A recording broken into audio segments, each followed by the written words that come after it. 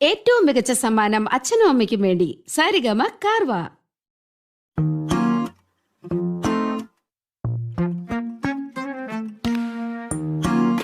നഷ്ടം ഇതൊരിഷ്ടം വെടിയുക ബഹുകഷ്ടം, ഈ ശീലം പാടെ മറക്കാൻ എന്നൊരു വിമ്മിഷ്ടം.